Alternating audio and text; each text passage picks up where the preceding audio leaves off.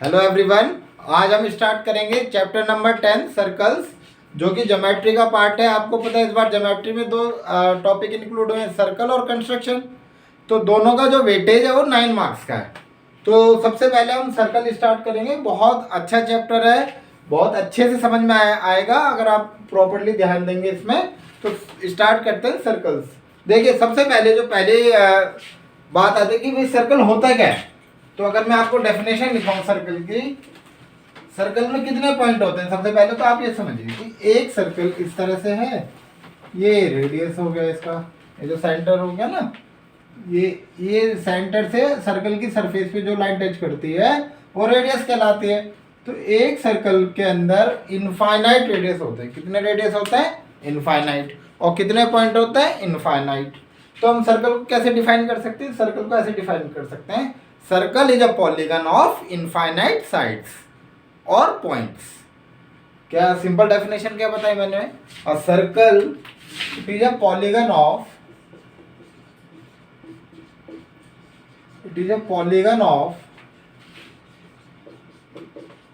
Infinite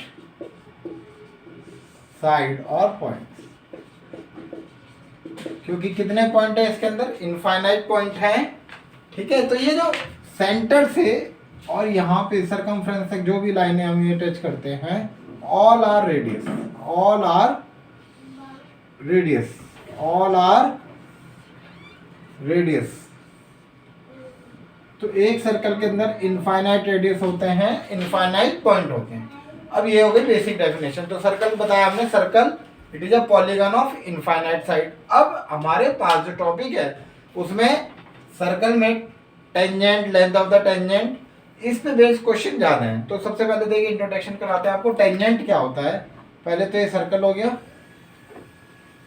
यहां पर अगर कोई लाइन इस तरह से पास हो रही है, सर्कल को किसी एक पॉइंट पे टच कर, माना ये लाइन ए बी है और इसने कहां पे टच किया है? इसको एक पॉइंट पे, जहां पे सिंगल पॉइंट पे टच कर रहा है, तो उसको बोलते हैं हम टेंजेंट। सर्कल, ये सर्कल हो गया, और कोई लाइन इसको एक पॉइंट पे अगर टच कर रही है तो पॉइंट क्या कहलाता है? टेंजेंट। ठीक है, तो यहाँ पे जो लाइन कहलाएगी ये कहलाएगी टेंजेंट। और देखिए ये रेडियस है। ठीक, तो अगर सर्कल के एक पॉइंट से कोई भी लाइन पास हो रही है तो वो क्या कहलाएगी? टेंजेंट। या हम कहें कि भाई सर्कल के अगर कोई भी लाइन एक पॉइंट पे मीट करती है वो क्या कहलाएगी? टेंजेंट। अब उसी तरह दूसरी चीज है सीकेंट। सीकेंट क्या होता है? अगर आप देखें तो सीकेंट क्या करती है? सर्कल के दो पॉइंट को इंटरसेक्ट करती है। अगर आप देखें, ये पॉइंट ए है, ये बी है। ठीक है, ये कितने पॉइंट को, जो सीकेंट होती है सर्कल के दो पॉइंट को इंटरसेक्ट करती है, और टेंजेंट एक पॉइंट को।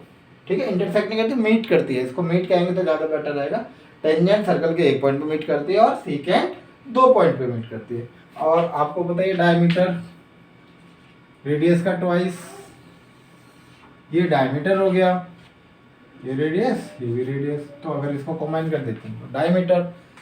तो एक लाइन होती है diameter is the longest chord, diameter is the longest chord. तो दो तीन बातें हमने आपको बेसिक बताई। टेंजेंट क्या होती है? जो सर्कल को एक पॉइंट पे मीट करती है, और सीकेंट सर्कल को दो पॉइंट पे मीट करती है। तो ये दो डेफिनेशन हो गई टेंजेंट और सीकेंट की। अब यहाँ पे आप देखेंगे सर्कल के अंदर कितने पॉइंट है? इनफाइनाइट पॉइंट है। तो हर पॉइंट से हम टेंजेंट ड्रॉ कर सकते हैं। अगर आप हमारी एनसीईआरटी की पहला जो क्वेश्चन है वो यही कहता है कि how many tangent can a circle have, how many tangent can a circle have. तो circle have infinite number of tangent, क्योंकि सर्कल के पास कितने पॉइंट है? इनफाइनाइट पॉइंट है, और हर पॉइंट से एक टेंजेंट हम ड्रॉ कर सकते हैं। तो कितने टेंजेंट हो गई? इनफाइनाइट। तो आप क्या लिखेंगे? We can draw infinite number of tangent within a, कि भाई a tangent to a circle intersect at how many point? तो tangent to a circle intersect at one point. ये जो लाइन है सर्कल को एक पॉइंट पे इंटरसेक्ट करती है। और यहाँ पे अगर आप देखें, जो सीकेंट ऑफ सर्कल को दो पॉइंट पे इंटरसेक्ट करती है। तो इस तरह आपकी जो एक्सरसाइज 10.1 है उसमें कुछ फिलिंग द ब्लैंक्स गिवन है, तो पढ़ लेते हैं। Line intersecting a circle eight 2 point. तो 2 पॉइंट पे अगर कोई लाइन इंटरसेक्ट कर रही है तो वो कहलाती है सीकेंट। तो कोई जरूरी नहीं कि ऐसे ड्रॉ हो, ऐसे भी ड्रॉ हो सकती है, ऐसे भी ड्रॉ हो सकती है, ऐसे भी ड्रॉ हो सकती है, कैसे भी ड्रॉ हो सकती है। फिर आ सर्कल में है पैरेलल टेंजेंट एट मोस्ट। हाँ, ये बात ध्यान देने वाली है। देखिए अगर कोई सर्कल है तो उसमें जो पैरेलल टेंजेंट होती हैं वो मैक्सिमम 2 ही हो सकती हैं। ये क्वेश्चन भी है, हम बाद में इसको प्रूव करेंगे। किसी भी सर्कल के अंदर जो पैरेलल टेंजेंट होंगी वो 2 ही हो सकती हैं। तो अ सर्कल है at most 2 parallel tangent, at most 2 parallel tangent. देखिए ये टेंजेंट है, ये टेंजेंट है। तो अगर कोई कहे, जैसे क्वेश्चन का है अ सर्कल में है पैरेलल टेंजेंट एट मोस्ट, तो इसका आंसर हो गया 2। सर्कल के पास कितने टेंजेंट हो सकते हैं जो पैरेलल हो? वो 2 हो सकती हैं। ठीक, उसके बाद इसमें पूछा गया कहाँ कॉमन पॉइंट। देखिए अब इस बात को समझिए, जैसे ये ए और बी 2 पॉइंट हैं, ये पॉइंट पी। अब यहाँ सेंटर से कोई लाइन इस तरह से इसके परपेंडिकुलर ऐसे ड्रॉ गई और ये हमेशा 90 डिग्री पे होती है। तो ये जो टेंजेंट वाला पॉइंट और इस परपेंडिकुलर का पॉइंट जहां मिलते हैं उसको बोलते हैं हम पॉइंट ऑफ कांटेक्ट। क्या बोलते हैं? Point of contact. क्या बताया फिर से देख लीजिए। जैसे ए और बी एक टेंजेंट है, पी कोई पॉइंट है। अगर हमने इस पे ये परपेंडिकुलर ड्रॉ किया है कहाँ से? सेंटर से। तो जहां पर ये परपेंडिकुलर और ये पॉइंट मिल रहे हैं ये टेंजेंट का, तो इस पॉइंट को बोलते हैं हम पॉइंट ऑफ कांटेक्ट। और दूसरी बहुत इंपॉर्टेंट बात है कि जो पॉइंट ऑफ कांटेक्ट और टेंजेंट के बीच में जो एंगल बनता है वो हमेशा राइट एंगल होता है, यानी कि 90 डिग्री का होता है। ये बात मैं अभी फिर से बताऊंगा। तो अभी हमने 3-4 बातें पढ़ी। क्या बात पढ़ी कि भाई टेंजेंट, पहले तो पढ़ा कि सर्कल क्या है। तो सर्कल एक पॉलीगन है इनफाइनाइट साइड का, क्योंकि इनफाइनाइट पॉइंट है इसके अंदर। तो circle is a polygon of infinite side. ठीक, फिर उसके बाद हमने पढ़ा टेंजेंट क्या होते हैं। तो टेंजेंट एक लाइन होती है जो सर्कल के एक पॉइंट पे मीट करती है। कितने पॉइंट पे? Only single point.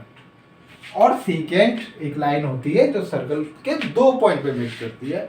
और हम कह सकते हैं कि भाई एक सर्कल के अंदर इनफाइनाइट नंबर ऑफ टेंजेंट होती है, क्योंकि इनफाइनाइट पॉइंट है और हर पॉइंट से एक टेंजेंट ड्रॉ कर सकते हैं। तो we can have infinite number of tangent within a circle.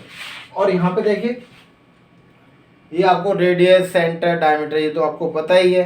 तो पहले एक्सरसाइज में इसी तरह के बेसिक इन्फॉर्मेशन पूछे हैं कि भाई टेंजेंट कितने पॉइंट पे इंटरसेक्ट कर रही है, सीकेंट कितने पे कर रही है, पॉइंट ऑफ कांटेक्ट क्या होता है, टेंजेंट और पॉइंट ऑफ कांटेक्ट के बीच में एंगल 90 डिग्री का होता है।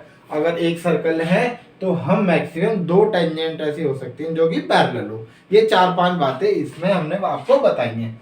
तो आप इसको समझ लेंगे, याद करने की तो जरूरत नहीं है, लेकिन पता होना चाहिए। तो फिर से बता देता हूँ एक बार, 1 मिनट के अंदर फिर से सुनिए। ये एक लाइन थी जैसे ए बी और ये एक पॉइंट पे टच कर रही है सर्कल के, तो ये कहलाती है टेंजेंट। अगर एक पॉइंट पे टच करे या मीट करे तो टेंजेंट कहलाएगी। अगर सर्कल के 2 पॉइंट पे मीट करे तो सीकेंट कहलाएगी। और एक सर्कल में हम इनफाइनाइट नंबर ऑफ टेंजेंट रख सकते हैं।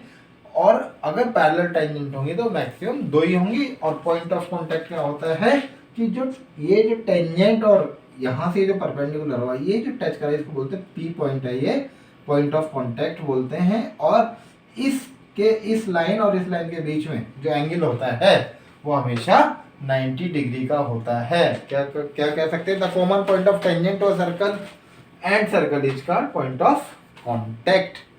ठीक, तो angle between radius and point of contact जो होता है वो 90 डिग्री का होता है। ये 3-4 बातें हमने पढ़ी इसको। तो अब यहाँ पे हम लेंथ ऑफ टेंजेंट के बारे में। अब देखिए यहाँ पे हमारे पास जो इस चैप्टर में जो कंटेंट है उसमें एक बहुत इंपॉर्टेंट कॉन्सेप्ट है, इसको समझने की कोशिश करेंगे कि यहाँ पे एक सर्कल है, ये इसका रेडियस हो गया और कोई पॉइंट दिया हुआ है बाहर। तो कह रहे हैं अगर सर्कल के बाहर कोई पॉइंट है तो उससे हम कितने टेंजेंट ड्रॉ कर सकते हैं? तो उससे हम 2 टेंजेंट ड्रॉ कर सकते हैं। फिर से एक लाइन आपको याद करने के लिए हो गई है कि अगर सर्कल के बाहर कोई पॉइंट गिवन है तो उससे कितने टेंजेंट ड्रॉ कर सकते हैं? तो 2 टेंजेंट हम उसको ड्रॉ कर सकते हैं। तो ये कुछ बेसिक इंफॉर्मेशन हमने आपको दी सर्कल के बारे में। अब मेन कंटेंट का ये इसमें थ्योरम है 2, ठीक है। और उस थ्योरम की जो सबसे इम्पोर्टेंट थ्योरम है वो यही है कि वो थ्योरम पूछती है कि अगर सर्कल के बाहर कोई पॉइंट है, वहां से कोई भी 2 टेंजेंट ड्रॉ हुई हैं तो उनकी लेंथ हमें बराबर करानी है। That means length of the tangent drawn from external point of circle are equal in length. बहुत इंपॉर्टेंट थ्योरम है, थ्योरम प्रूफ करने में बहुत आसान है और इसकी एप्लीकेशन बहुत ज़्यादा है, तो इसको ध्यान से समझिए। पहले तो इसको प्रूफ करने के 3-4 स्टेप में प्रूफ होगी और उसके बाद जो इस पे क्वेश्चन है वो हम ट्राई करेंगे।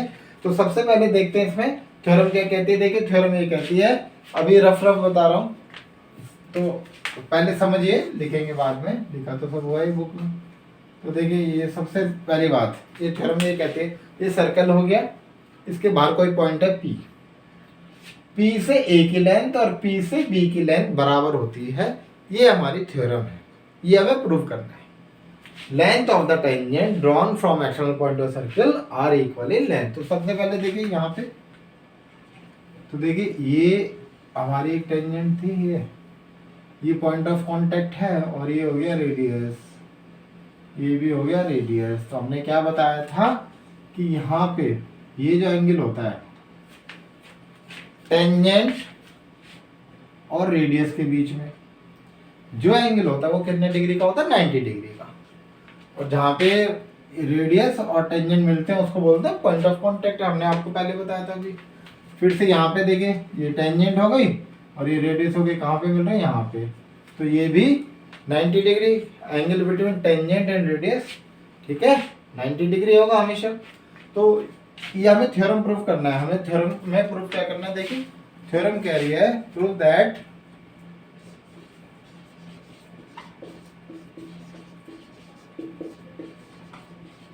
Length of tangent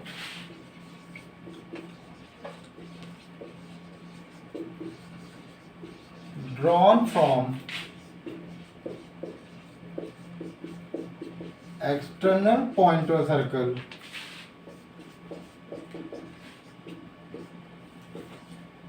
length of the tangent drawn from external point of circle are equal in length, और इक्वल कह दीजिए। दैट मीन्स सबसे पहले हमें क्या गिवन है,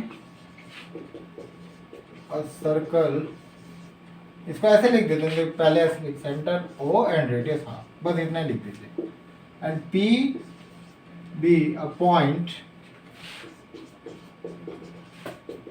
आउटसाइड द सर्कल। जो गिवन था वही लिखना है, कुछ इसमें याद करने की, जो आपको समझ में आता है वो लिख दीजिए। आपको क्या प्रूफ करना है, आपको प्रूफ करना है PA इक्वल टू PB, यानी P से A की लेंथ और P से B की लेंथ बराबर होती है।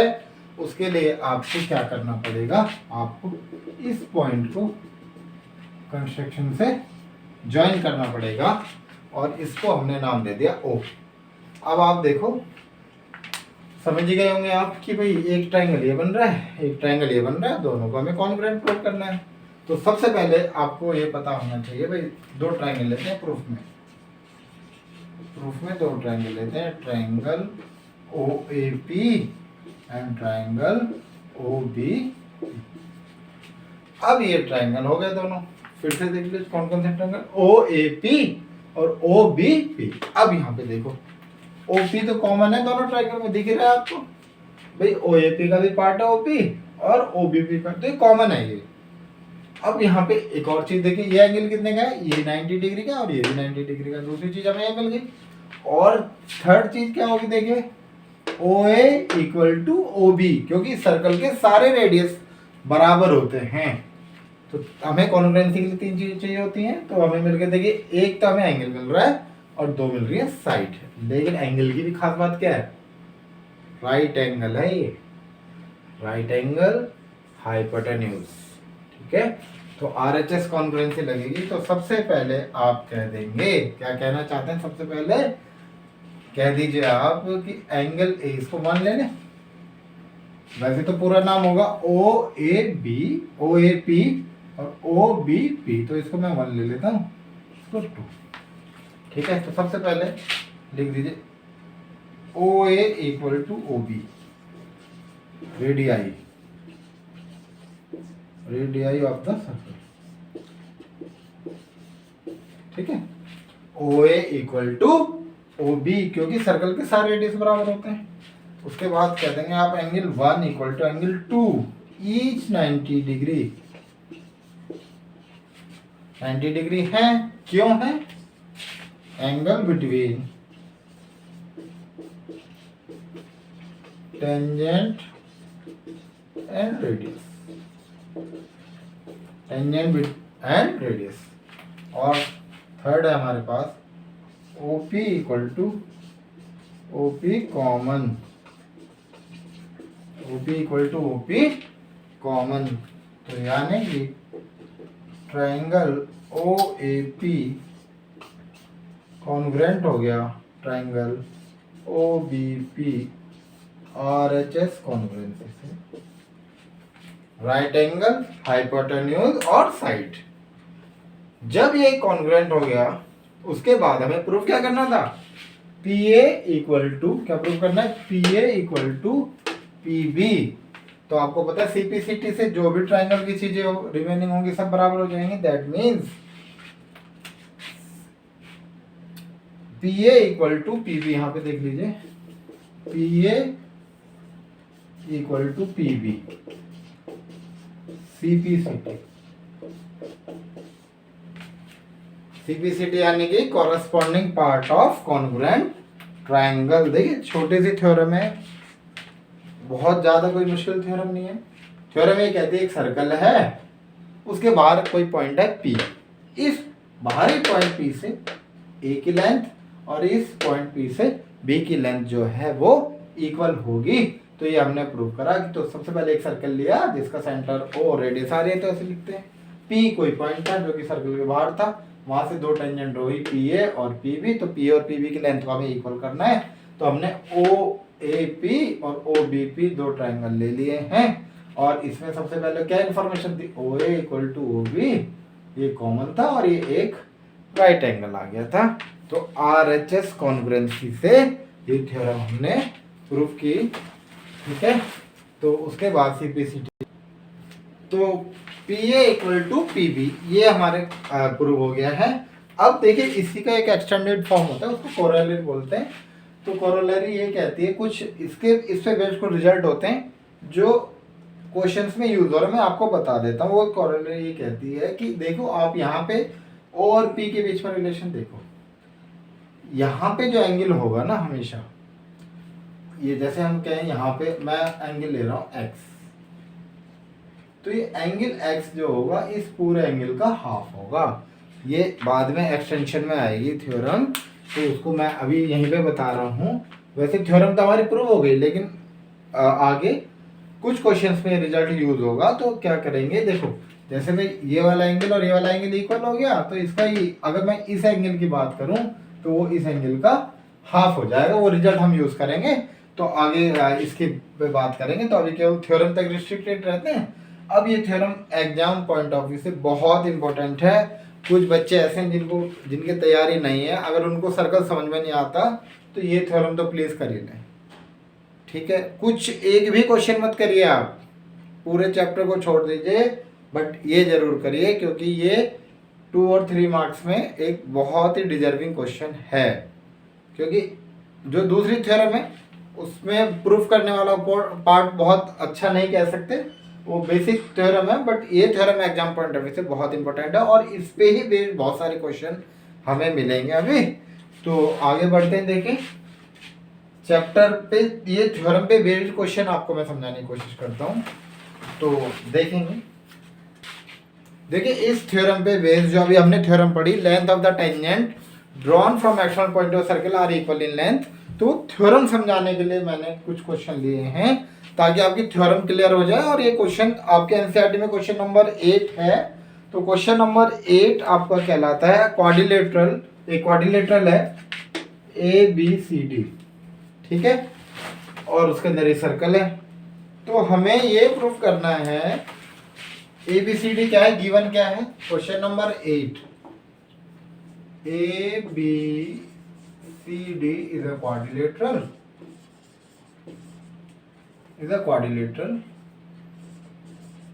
that circumscribe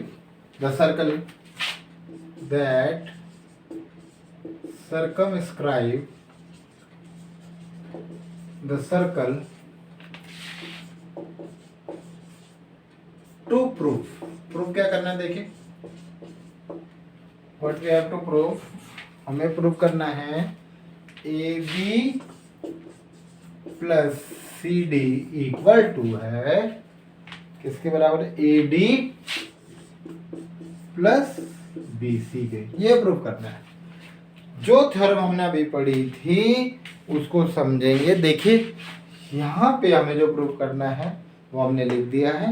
एक quadrilateral A B C D given है, तो क्वाड्रिलेटर की अपोजिट साइड इक्वल इक्वल ये कुछ नहीं होता है। क्वाड्रिलेटर क्या होता है, जिसकी 4 साइड होती हैं।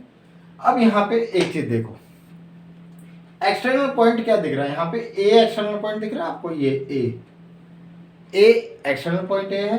तो ए से टेंजेंट कहाँ जा रही है, देखो ए से टेंजेंट जा रही है पी की तरफ और ए से टेंजेंट जा रही है एस की तरफ। और हमने ये कहा था कि सर्कल के बाहर एक्सटर्नल पॉइंट क्या है, ए। तो ए से ए पी इक्वल टू ए सी। इसी सिमिलरली पी एक एक्सटर्नल पॉइंट है, तो यहाँ पे अगर आप देखें तो बी से पी और बी से क्यू भी इक्वल होगा। एक्सटर्नल पॉइंट बी हो गया तो B P equal to B Q. External point C तो C Q equal to C R. External point D D R और डी एस। तो अभी हमने थ्योरम पढ़ी थी length of the tangent from external point to circle are equal in length. तो यहाँ पे प्रूफ में सबसे पहले लिखेंगे we no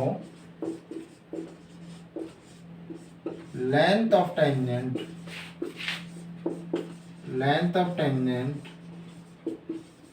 drawn from external point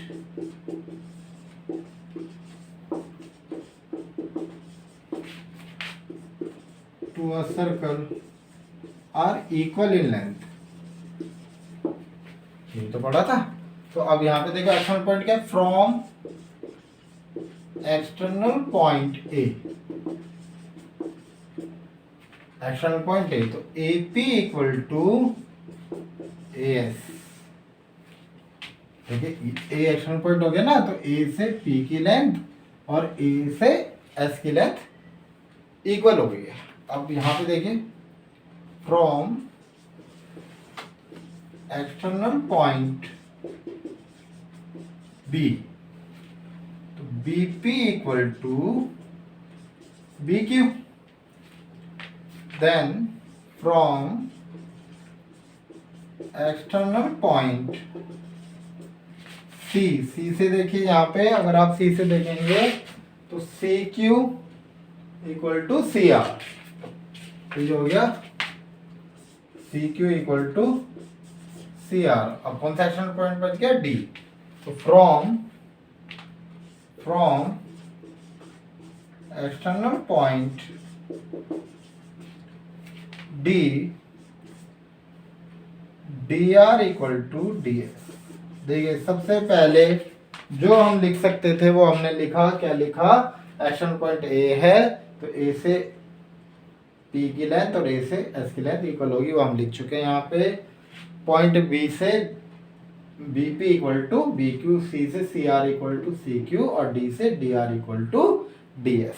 अब हमें प्रूफ क्या करना है, प्रूफ करना है A B plus C D equal to A D plus B C. तो ये सारे पॉइंट हैं, सारे पॉइंट को हमें ऐड करना है। देखो ऐड करना है, ए बी कब आएगा, देखो आप हमें क्या चाहिए यहाँ पे, ए बी चाहिए। तो ए बी कब आएगा, जब ए पी में पी भी ऐड होगा। सी डी कब आएगा, जब सी आर में आर डी ऐड होगा। तो आप देख लो कई बार क्या होता है कि हम इसको ऐड अकॉर्डिंग नहीं कर पाते, कई बार ये इधर आ गया ये इधर आ गया, बहुत करने। अगर मैं इसको ऐसे लिख दूं तो हमेशा प्रोबेबिलिटी रहेगी कि गलत हो जाएगा। तो आपको देखो सबसे पहले बस ये देखो कि प्रूफ क्या करना है, ए बी प्रूफ करना है ना। तो ए बी को क्या लिख सकते हैं, आपने यहां से लिख दो बाय एडिंग वन, इनको बाय एडिंग या इन सबको ऐड करके आपने यहाँ पे लिख देना है। देखो आपको क्या चाहिए, ए बी, तो आपने लिखता ना A P plus, A B को क्या लिख सकते हैं, P B. Then C D को क्या लिख सकते हैं, सी डी को क्या लिख सकते हैं, D R plus R C equal to, A D को क्या लिखोगे, A S plus S D, और बी सी को क्या लिखोगे, बी क्यू बी क्यू और क्यू सी, सी क्यू। आप ऐसे लिख दीजिए। देखो अगर आप इनको ऐसे करते हो बाय एडिंग ऐसे ऐसे, तो कई बार क्या होता है कि ये कंपोनेंट इधर उधर हो जाते हैं, तो ऐड करने में हमें प्रॉब्लम होगी। तो सिंपली आपको देखो प्रूफ क्या करना है, ए बी प्रूफ करना है ना, तो ए बी को क्या लिख सकते हो, A P plus B B, तो इसको डायरेक्ट लिखो A P plus B B क्या हो गया, A B plus C D, A S plus H D, देखो क्या हो गया, A D plus B C, hence proof. फिर से देख लीजिए, क्वेश्चन को अरेंज करना अपने आप में आर्ट है। यहाँ पे क्या होता है, कई बार जैसे एपी और एएस का सीक्वेंस इधर उधर हो जाता है, तो आप इस पे ध्यान ही नहीं देंगे, आपने लिख दिया अब according to question AP plus PB, क्योंकि हमें क्या चाहिए, ए बी चाहिए ना, तो ए बी को स्प्लिट कर लो एपी प्लस पीबी में, सी डी को स्प्लिट कर लो D R plus R C में, ए डी को स्प्लिट कर लो और उसी को ऐड करके लिख दीजिए, हो गया प्रूफ। तो ये क्वेश्चन आपके एनसीईआरटी का क्वेश्चन नंबर 8 है और लेंथ ऑफ द टेंजेंट पे बेस्ड था। अब इसी का एनालॉगस क्वेश्चन आपका क्वेश्चन नंबर 11 है। एक ही क्वेश्चन से में दोनों हो जाएंगे उसमें, लेकिन क्वेश्चन नंबर 11 जो है वो ये कहता है prove that parallelogram circumscribing a circle is a rhombus. वहां पे ये ABCD कोऑर्डिनेटर नहीं है, वहां पे क्या हो गया है, पैरेललोग्राम, और प्रूव क्या करना है हमें, रोम्बस। तो क्वेश्चन नंबर 8 के बाद क्वेश्चन नंबर 11 होता है और दोनों में केवल 2-3 स्टेप हमें मॉडिफाई करना है और सॉल्यूशन हो जाएगा। तो ये आपको समझ आया होगा। तो क्वेश्चन नंबर 11 बढ़ेंगे, केवल डायग्राम चेंज करेंगे हैं, उसके बाद इसको ऐसे ही प्रोसीड करेंगे। देखिए क्वेश्चन नंबर 8 के बाद क्वेश्चन नंबर 11 में केवल 3-4 स्टेप में चेंज करके हो जाएगा, बशर्ते क्वेश्चन नंबर 8 में एक कोऑर्डिनेटर गिवन था तो हमने थोड़ा आड़ा तिरछा बनाया था ये। अब इस बार क्वेश्चन नंबर 11 में गिवन है prove that parallelogram circumscribing a circle is a rhombus. 8 में क्या था, कोऑर्डिनेटर था, लेकिन 11 में क्या हो गया, वो पैरेललोग्राम। पैरेललोग्राम बना दिया ना, डायग्राम में थोड़ा चेंज किया, ABCD जब parallelogram that circumscribing the circle, ये हो गया। अब हमें प्रूव करना है ABCD एक रोम्बस है। कुछ भी नहीं किया, केवल मैंने डायग्राम में ये लाइन थोड़ी सी स्ट्रेट कर दी, अपोजिट साइड पैरेलल दिखा दी क्योंकि पैरेललोग्राम दिखाना है। उसके बाद केवल गिवन में चेंज किया और प्रूफ क्या करना है, ये लिख दिया। आप ये भी लिखें, कोई जरूरत नहीं है इसके लिखने की भी, बस ये आपको याद होना चाहिए कि भाई रोम्बस की प्रॉपर्टी, रोम्बस की क्या प्रॉपर्टी होती है, रोम्बस की चारों साइड बराबर होते हैं, आपको ये बात याद होनी चाहिए। केवल 2 लाइन चेंज करके हम क्वेश्चन 8 के बाद डायरेक्ट 11 कर सकते हैं। थोड़ा डायग्राम को पैरेलल लाइन बनाएंगे और इसके बाद 2 लाइन, देखिए समझिए फिर से। क्वेश्चन नंबर 8 ही चल रहा है ये, लेकिन प्रूफ कौन सा होगा, 11। कैसे भाई, फिर से वही बात, एक्सटर्नल पॉइंट क्या है, ए, तो ए से पी की लेंथ और ए से एस की लेंथ बराबर, बी से पी की लेंथ और बी से क्यू की लेंथ ये भी इक्वल है। External point C R equal to C Q, external point D R equal to D S, बिल्कुल एज इट इज हुआ। फिर क्वेश्चन नंबर 8 की तरह ही हमने ऐड कर दिया, क्योंकि देखो इसमें अपोजिट साइड तो इक्वल गिवन है, क्योंकि पैरेललोग्राम की अपोजिट साइड तो इक्वल होती है। तो हमें पता है कि ए बी किसके इक्वल और पैरेलल है, सी डी के। तो हमने ए बी को क्या लिख दिया, A P plus P B, और इसको डी आर और आर सी ऐसे लिखा हुआ है, और यहाँ पे A S plus H D और B Q plus Q S, क्योंकि अपोजिट साइडों पे पैरेललोग्राम इक्वल होती है। और हम यहाँ पे आ गए थे, क्वेश्चन नंबर 8 में हमने यहाँ पे प्रूव करना था, लेकिन क्वेश्चन नंबर 11 में हमें रोम्बस प्रूव करना है यहाँ पे। तो अब देखिए यहाँ पे क्यों 2 लाइन चेंज करनी है मुझे, क्या चेंज करनी है, क्योंकि we know that opposite sides of a parallelogram are equal, opposite sides of a parallelogram are equal, opposite sides of a parallelogram are equal.